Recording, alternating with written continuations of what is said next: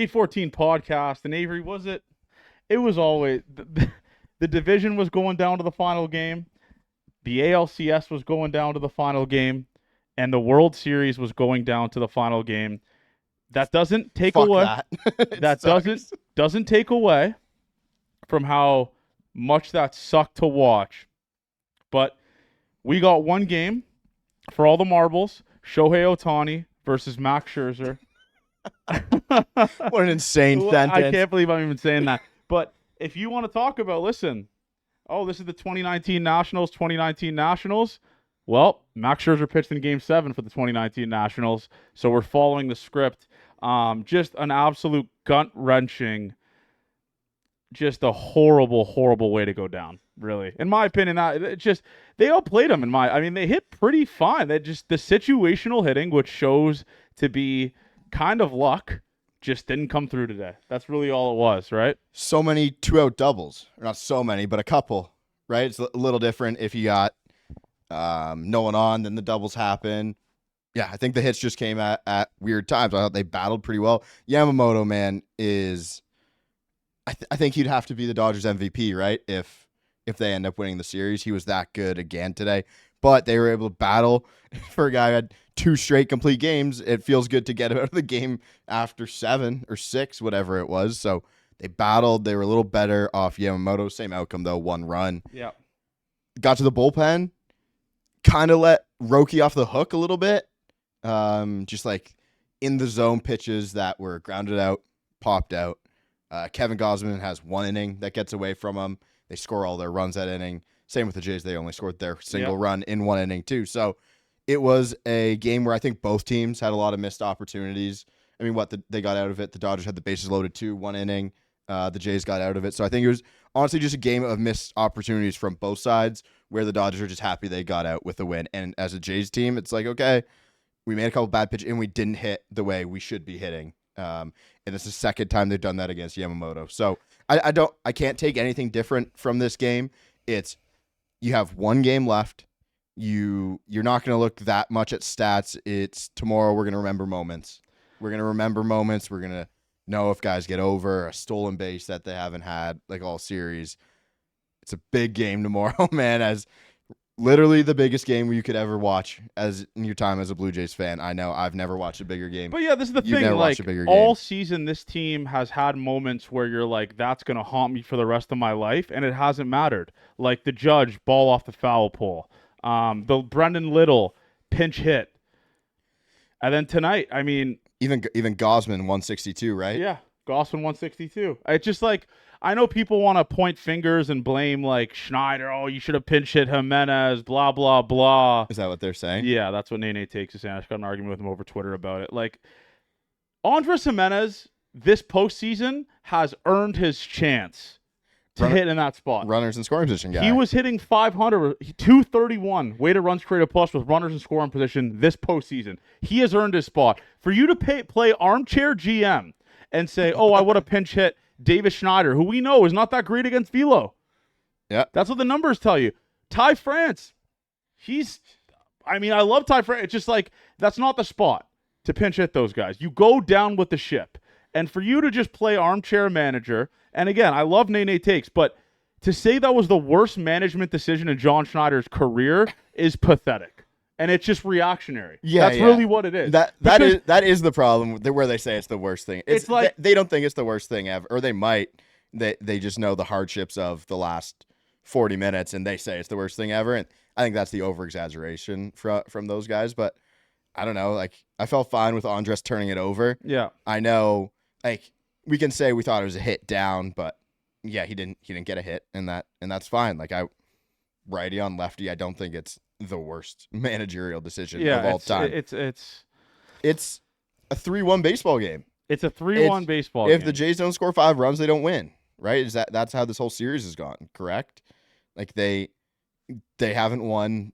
I don't think they won a 4-3 game, right? It's like 5 or 6 runs every time they win a game. So tomorrow, how are you going to find the way to score 5 or 6 runs? And listen, you can cry over spilled milk. I mean, Avery, I walked away from that game, and I might get old takes exposed for this.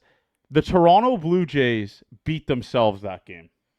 You had And here's a stat for you: 7 out of the 9 innings, the Dodgers went 1, 2, 3, 3 up, 3 down. Really? Yeah, The other one was the bases loaded, and then when they scored the 3 runs. yeah. I thought Kevin Gausman was Kevin good. Gausman was awesome. He gave you a complete quality start. Quality start. Yeah, it just you really just beat yourself. Unfortunately, that's really what it was. We haven't had a base running blunder like that in a long time. Yeah, that was the Nathan Lucas Baltimore Orioles Yes. type of. Yeah, I mean, that's just being uber aggressive, heads going crazy in the moment. You're trying to score no matter what, and then Kike makes a good read on it, and you get thrown out at second.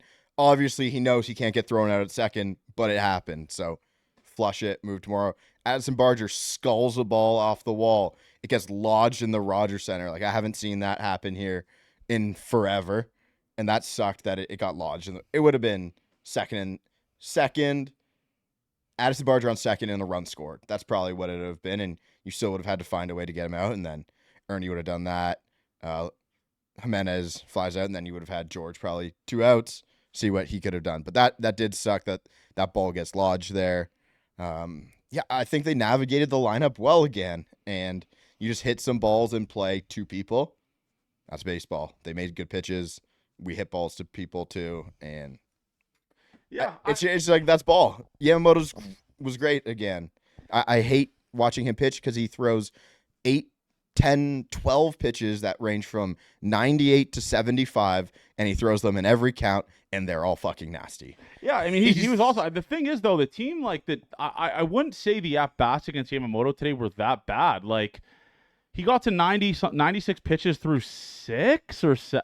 What was it, 7? I think he only pitched 6. 6? Okay. And, like... Because then Rebelski, Roki, and then Roki and Glasnow. Yeah, I mean, I don't know. It was just... it was a tough one. I mean, I'm still heartbroken from how that game ended. It sucked. Really unlucky. I mean, I don't know where Addison Barger's going there. He's trying to score. He's trying to do too much. Yeah. Maybe. I really don't know. Like, you have to know where the outfielders are playing, right? Yeah, Like, and off the bat for me, because I didn't look at the outfielders, I thought it was down immediately. I just thought the ball was getting down, and then it wasn't. I mean, they are playing in because he doesn't skull the ball all over the yard. So good Kike Hernandez play. But yeah, he knows he can't get picked off there. It was just in the moment, trying to score, trying to get home, and that's how it ended up. I know he won't make that mistake again tomorrow, but he's in there for his bat.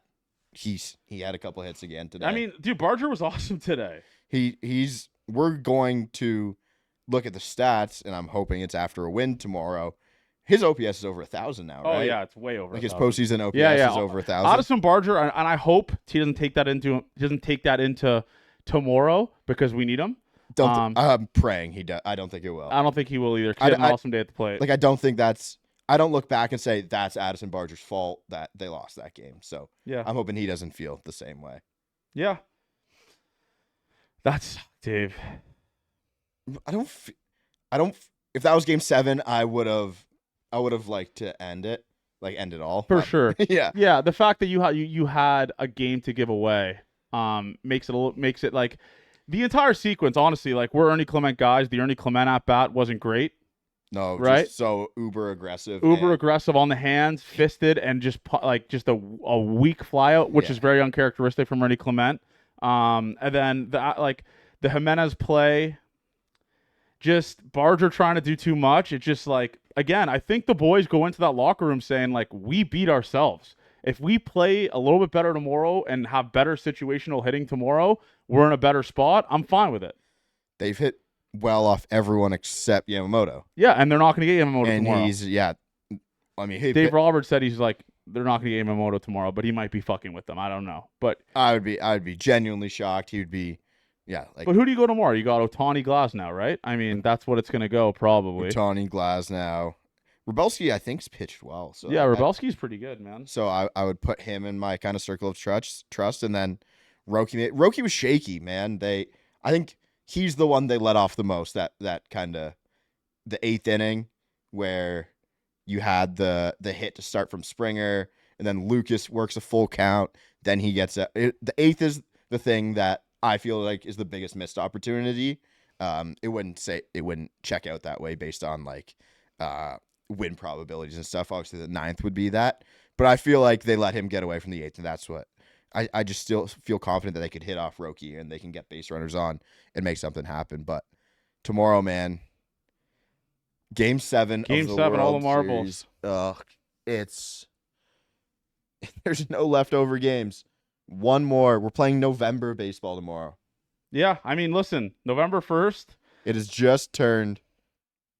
November 1st. We're playing into November.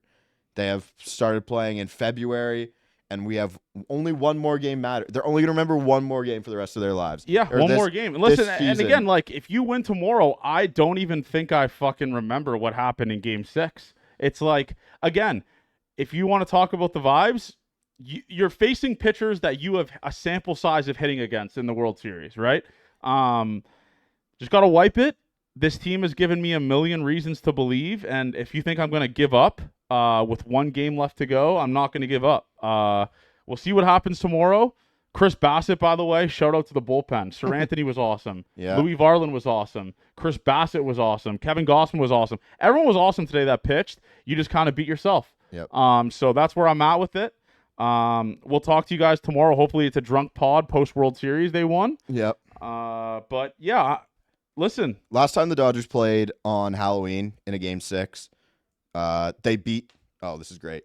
Last time the Dodgers played on a Halloween for Game 6, down 3-2, they beat the Houston Astros 3-1. Yeah.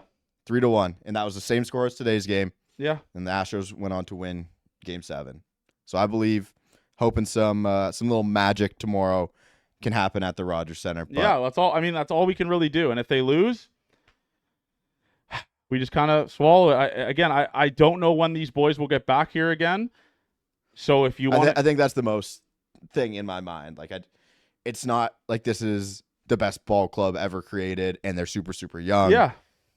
You just don't know when it's going to happen again. So back's against the wall. We could be without Bo, losing some pitchers. Yeah. It is different. It's definitely different, and it would be goddamn shame for how good this baseball team has been all year to not be, I think, just an absolute stain on the memory of the season, right? Yeah, to not be rewarded with the Ultimate Prize. You are given absolutely nothing in this sport. For sure. You do not deserve anything. But I think they've played. And Max Scherzer's going to come out firing. That's all. Like, they've played some fucking good baseball this year, man. And I would be very, very disappointed to not end it the way that we wanted. Yeah, I'm right there with you, Avon. Listen, one game for the rest of our lives, folks. You can either jump off the bandwagon or ride with the fellas until the break of dawn. That's what I choose to do. And if you want to choose to do that, I'm taking passengers. We will see you tomorrow night. Hopefully it's a drunk pod. Yep. Thank you guys for tuning in. Turn the page. Game 7, all the marbles, November 1st, Blue Jays, Dodgers. Who has it better than us? Love you guys, man. Gate 14 forever.